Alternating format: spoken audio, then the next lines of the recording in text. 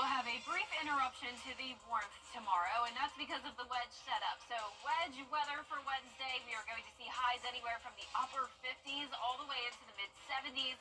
We're also going to have cloudy skies with some rain. I'll have all the details coming up. Right now on News Channel 6 at 7, it's been a month on the job for Richmond County's new sheriff. A look at what he's accomplished so far. Also ahead, a local group that helps domestic violence victims could use your help. A look at what Safe Homes of Augusta is doing for the community and its major fundraiser. Also, the South Carolina Department of Education is looking to remove books from school libraries. We'll have the details as your News at 7 starts now.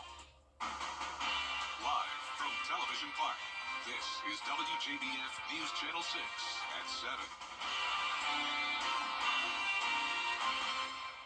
Good evening, everyone. I'm Dee Griffin. Thanks so much for joining us. Coverage you can count on begins with the battle against crime in Richmond County. Sheriff Eugene Brantley is new to the job, but is already cracking down on violent crimes with numbers to prove it. News Channel 6's Ellison Hubbard has more. Last month, Richmond County Sheriff's Office made 67 arrests, seized 57 firearms, seized $16,238 in currency, and addressed 38 drug cases. And the community has recognized their work. I walk in and my secretary hands me letters from different community partners and people who have shown thanks in letters for some of the things that the officers are doing that they probably didn't see previously. So I think we're heading in the right direction. Even with these numbers, they still face challenges. So by cutting that many positions, you're going to lack some help. We've cut 100 positions in a county that's still continue to grow. How do you continue to provide the same level of service with less deputies? Despite the lack of deputies, they ask that you be patient as they will continue to patrol downtown and other areas of Augusta as best they can. Communities know that we're working hard. I think the numbers show that we're actually out there working. And to be patient, like it's not an overnight thing, something we can fix. But I think maybe 6 to 7 months down the road, we should actually start to see more officers out on the street than they actually see now. In Augusta, Ellison Hubbard, WJBF News Channel 6. Time now for a first check of our weather, and Chief Meteorologist Jenna Petracci joins us now, and we're just grateful for a beautiful day.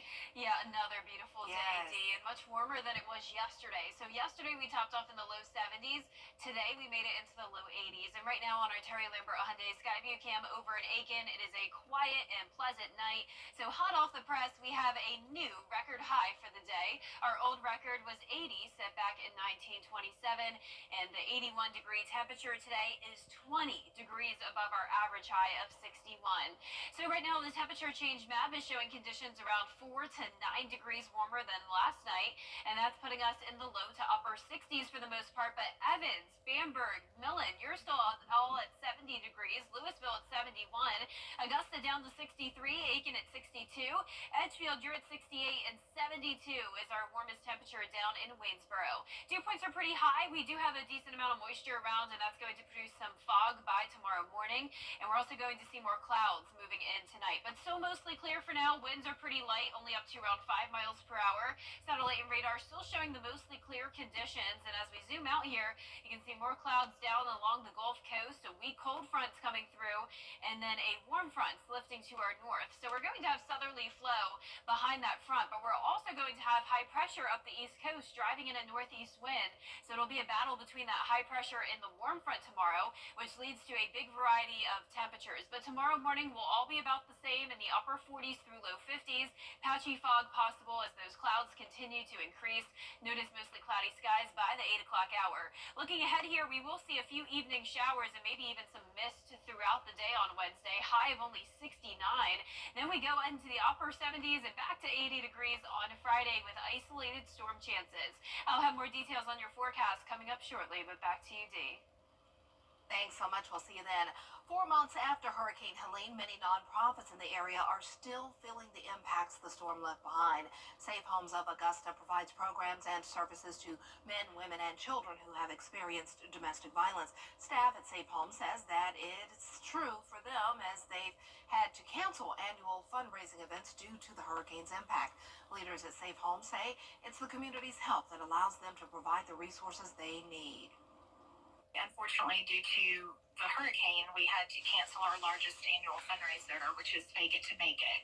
And while we will have the event in 2026, it's definitely made this year all the more important for our community to come together and support. So we've been really fortunate that we've had a lot of individuals and businesses reach out to see how they can help, how they can plug in, because everything counts. And this Saturday, February 8th, the Tony Howard Motown Review concert will be held at the Columbia County Performing Arts Center, where proceeds will benefit Safe Homes. Georgia state lawmakers are looking at ways to lower rising child care costs. Atlanta Bureau Chief Artis Seshadri reports. Lawmakers say families are in a tough spot because they have to choose between staying home, paying rent, or paying for childcare. That's why they're looking at new options to cool the costs of childcare. Options include funding the state's child-independent care tax credit and child care and parent services. The cash program, I believe, actually goes up to 13 years of age. And so it's very important because a lot of people have to make a choice right now between actually staying home or actually being able to provide child care. So there's real choices that people have to make. And so Georgia actually has some of the highest child care costs in the nation, quite frankly. Right now it's about $8,000 a year, which actually rivals what it costs to send a kid to college in Georgia. So it's a very serious issue. Data from Bankrate shows the typical family spends 10% of their income on childcare, but in Georgia, that number is closer to 13% of the median income. Some lawmakers say using the budget surplus of $12 billion and following the lead of New Mexico, which could create a child care trust fund, would be beneficial for child care budgeting every year. So you have different types of levels that you could do that. But one thing is you can increase what we call the CAPS program, Children and Parent Services, which is basically help with child care services. Right now it's funded, I think, about up to 150% of the poverty level. You can possibly make that up to 200%. That way you bring more people into that gamut to actually be able to receive child care. Data from the U.S. Bureau of Labor Statistics shows the average hourly pay for childcare workers sits at $14.60. So lawmakers may also toy around with increasing wages to prevent employee retention. Reporting at the Georgia State Capitol, Archit Seshadri, Atlanta Bureau Chief. Local grocery stores and restaurants are seeing a dramatic increase in the price of eggs. Waffle House announced Monday they will temporarily have a 50-cent surcharge per egg due to a recent egg shortage. That shortage has been caused by the bird flu affecting stores around the country. Some of our local grocery stores here at home are also seeing the impacts of that shortage. The farmers are having a hard time keeping up, basically, with the demand for the eggs, which they're having to work harder, basically. And so you have to raise the prices to meet the demand and the supply. And so that affects our prices here because we had to pay that extra price too. State health agencies around the country are monitoring the situation along with the Department of Agriculture and Center for Disease Control. Well, today, the South Carolina Board of Education voting to remove 4 books from school libraries in the state. Caroline Yaffa has more. Within the past 4 months, 11 books have been removed in K-12 classrooms across South Carolina. Only 2 people on the Board of Education voted against removing any of the 4 books discussed at Tuesday's meeting. These books on the chopping block are The Perks of Being a Wallflower by Stephen Chbosky, All Boys Aren't Blue by George M. Johnson, Flamer by Mike Corrado, and Push by Sapphire. Some say these works contain material that is inappropriate for students. In some cases, only 1 person complained about a title that will now be removed from schools. I think as we look at these, we need to be very careful because I feel that 1 person is exerting incredible influence over us. We are not making overall judgments on the value of a book, the writer, any person's walk of life and experiences that person has had. We're not trying to say that people shouldn't ever read this material. We've been given one very clear clear question. Does it violate the regulation? In Columbia, I'm Caroline Yaffa. The fate of an old downtown Augusta church is in the hands of commissioners. The owners of the old First Baptist Church on Green Street have applied to demolish it. This comes after the property was cited by the Historic Preservation Commission for several code violations. The building's owner saying it's not financially feasible to repair the building up to the HPC standards. We're trying to clean up Augusta, and that's not the only building. There's building on Broad Street. There's houses in the community. Let's do something. But if we can preserve it, I'm with it. But if he said there's no way he can keep it, I side with the owner because it is his building. Several commissioners expressed disappointment in the ordinance governing the Historic Preservation Commission, especially the fact the HPC can take property owners to court without commission approval. City leaders discussing holding a work session to revamp the ordinance. Well, tomorrow, the Diamond Lakes Regional Park baseball fields will be renamed in honor of former Commissioner Andy Cheek. And the renaming ceremony will be held at 11:30 to celebrate Cheek's contributions to the CSRA and his efforts to expand recreational opportunities for local youth. Well, coming up, China pushing back against President Trump's tariff. We will have a brief cool down tomorrow due to the wedge, so that means some of us will only be in the 50s, others still pretty warm in the 70s, but more widespread warmth to end the week before we have some huge changes to the forecast next week. I'll have that full Viper 6 forecast right after this break. Get ready for a The CSRA is full of amazing women. Women who inspire. Women who innovate. Women who lead. That's why News Channel 6 brings you Women to Watch. On the last Wednesday of each month, News Channel 6 recognizes local businesswomen who are making a positive impact in our community. Nominate someone today at WJBF.com. Sponsored by Goodwill. Next ET, the new era of Marvel is here. I'm interested to see where it goes. We're with Captain America Anthony Mackie and Red Hulk Harrison Ford. Next ET. Tonight at 7:30 on News Channel 6. Now, your most accurate forecast with WJBF Live Viper 6. Welcome back. It was a very warm Tuesday, and like I mentioned at the top of the show, we actually got to 81 degrees. Now, the average first 80-degree day of the year happens on February 22nd, so we're ahead of schedule. Last year, it took all the way until the middle of March for us to have an 80-degree day, and just a few years back, you may remember how warm January started out. We had 80 degrees back on New Year's Day, and then that was followed by some snow just a couple weeks later. So the temperatures are definitely always changing this time of the year, and even though it's warm now, we will have another cool down next week, which we'll get into in just a moment. But right now on our Terry Lambert Hyundai Skyview cam outside the station, it's a nice quiet night, pretty mild, sitting at 63. Winds are calm, dew points are in the mid-50s. We will have some moisture around to produce some fog as we head to around the 4 o'clock hour tomorrow morning. And when you're headed out to the door tomorrow, it will be pretty cloudy. So clouds are starting to take over the CSRA, upper 60s through low 70s at the moment, still 70 in Sandersville and Louisville. Aiken, you're cooler though at 61, so the clouds are helping to keep some of our counties a bit warmer, while the clear skies are showing those temperatures down to the low 60s now. So more clouds out to the west of us, weak cold fronts coming through, and then a warm front is moving to the north of us. So tomorrow we have an interesting setup. Behind this warm front, we have southerly flow coming in. That'll produce some clouds and rain for all of us. And then up towards the northeast, we have a high pressure driving in a northeast wind. That gets trapped on the east side of the Appalachian Mountain Range, and some of that cold air dips down into the CSRA, causing some of our temperatures to only top off in the 50s for highs, while our southern line counties get into the 70s.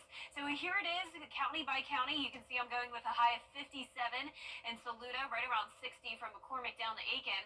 But anywhere from Gibson down towards the south, 70 to 75 degrees. So a huge variety of temperatures for our Wednesday. Here's a look at your day planner for Augusta. Starting out in the upper 40s, clouds increasing throughout the day.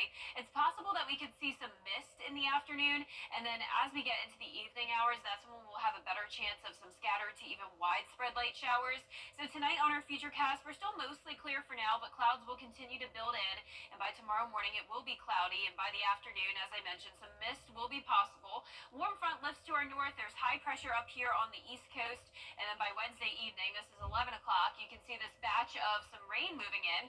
That could amount to around a tenth of an inch, so nothing significant. and it will be out of here by around sunrise on Thursday. And then by the time we get into the afternoon Thursday, we will have clearing skies, which will help warm us up into the upper 70s. Now, enjoy the warmth while it lasts because a huge cool down is coming early next week. Arctic air taking over with highs dropping down into the 50s. So we'll go up to around 80 Friday and then over the weekend, but then down to the 60s on Monday, upper 50s next Tuesday. So if you like the cooler weather, this will be a treat for you. You can see those rain chances will come with the cool weather, though, and next week will be cloudy as well. Back to you, Dee. All right, thanks so much, Jenna. Still ahead, a new study is raising concern about microplastics in the human brain. We'll have the details when coverage you can count on continues. How do you become the largest?